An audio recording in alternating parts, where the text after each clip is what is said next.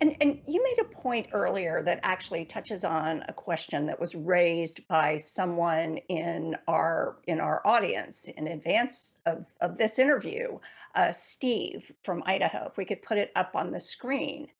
Um, Steve asks, you know, what would Democrats have done if Pence did not accept the electoral votes?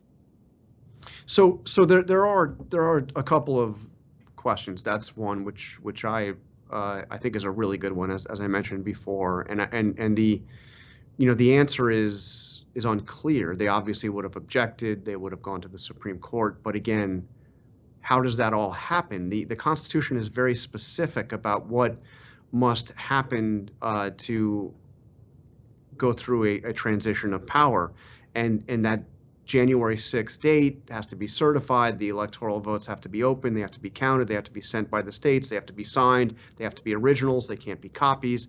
There's a whole series of things by the Constitution. So if something disrupts that, then what? The Constitution doesn't give us any guidance as to what happens if that gets disrupted. So a related question that I deal with in the book is the electoral votes themselves, which are sent by certified mail by each of the states, again, signed in a very specific way, all outlined in the Constitution, are kept in those mahogany boxes that we see getting, walked into the House chamber for the counting of the votes that are opened up as the states are called and counted and tabulated. Well, as the Capitol was getting evacuated, a very level-headed person on the Senate parliamentarian's office grabbed those boxes and took them out with the senators as they ran away. And then, of course, as you remember, the Senate floor was breached. And what if they had gotten a hold of the boxes and destroyed the ballots? Now you say, okay, well, the states can just send them in again, but there's no actual mechanism in law for how that happens. Because again, they have to be certified by certain dates. They have to be originals. They can't be copies.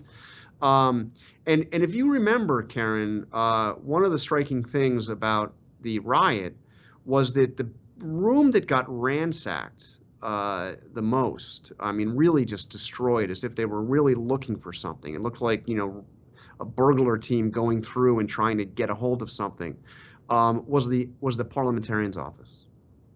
And I believe that those rioters who were very keenly focused, this was not a protest, this was an effort to stop a transition of power. I believe they were searching for those ballots and with the intent of destroying them. And they were saved, again, by a junior staffer whose name didn't want her name to be used, doesn't want to be highlighted for doing this. But again, that small step, what would have happened?